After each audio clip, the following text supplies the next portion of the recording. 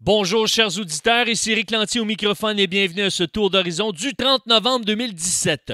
Aujourd'hui, il va être question de la valorisation du français. Et oui, mesdames et messieurs, comment peut-on valoriser le français?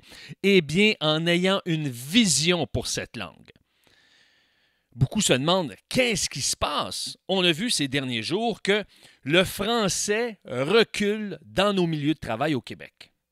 Maintenant, ce que j'entends autour de moi, c'est bof, de toute façon, on utilise l'anglais. L'anglais, c'est la langue du commerce. L'anglais, c'est la langue internationale. Même dans les pays non anglophones,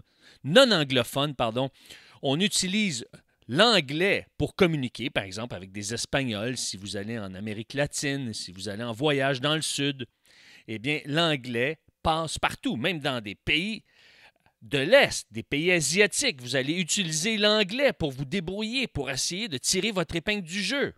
Et donc, pourquoi ça serait différent ici au Québec? Eh bien, la question n'est pas simplement mathématique. La question est une question de vision.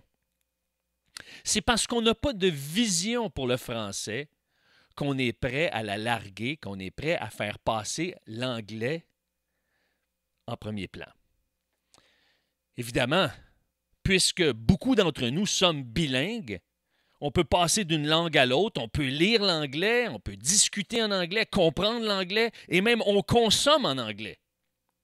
Combien de parmi vous vont consommer, par exemple, des films dans leur langue originale, en anglais, ou des séries télévisées via différentes plateformes comme Netflix, pour ne nommer que celle-là?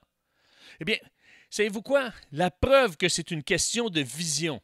Cette semaine, on pouvait lire que Emmanuel Macron veut faire du français la première langue d'Afrique et du monde.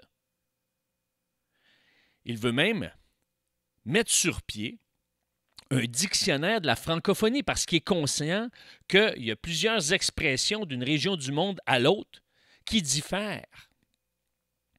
Mais lui, il a une vision. Il est très conscient que le fait français tire son ampleur, tire sa croissance en Afrique. Et c'est pas pour rien qu'en mars 2017, on disait que le français était la 5e langue la plus parlée au monde. Dans un article publié le 26 mars 2017 intitulé « Le français 5e langue la plus parlée au monde » sur la plateforme du Figaro, on nous dit qu'avec près de 275 millions de francophones dans le monde, le français fait figure de mastodonte dans le paysage linguistique mondial. 2e idiome le plus étudié dans l'Union européenne. 3e langue des affaires dans le monde, en progression de 15% en Afrique subsaharienne et de 30% sur le continent africain en tant que langue d'enseignement. Le français, mesdames et messieurs, est une langue qui est en train de croître. Mais savez-vous, c'est quoi le problème? C'est qu'au contraire, au Québec, elle est en train de décroître. Elle est en décroissance.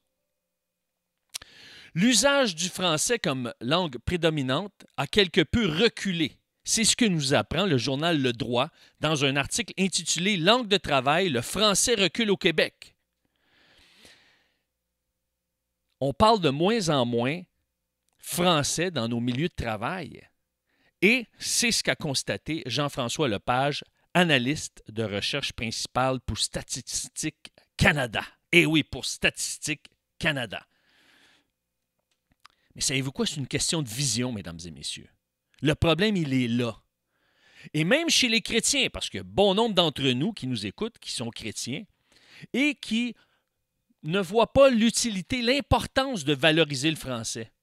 Eh bien, puisque le français est en croissance en Afrique, puisque le président de la France s'en rend compte et y voit un potentiel économique, eh bien, c'est à nous, les chrétiens, de voir que nous avons une opportunité en or de voir le français progresser et de voir à ce que nos outils, nos moyens de communication, nos publications puissent tirer leur épingle du jeu au travers cette vague francophone qui va en augmentant. En d'autres mots, mesdames et messieurs, la vision qu'on doit avoir, ce n'est pas pour se replier sur soi-même, mais c'est pour donner ce qu'on a reçu, justement, aux francophones d'Afrique.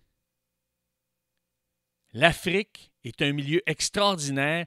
Les Africains ont soif d'apprendre, ont soif de connaître. Il faut utiliser cette langue comme un tremplin pour les rejoindre, pour les instruire, pour leur communiquer nos connaissances et notre expérience. Sur ce, chers auditeurs, je vous dis à la semaine prochaine.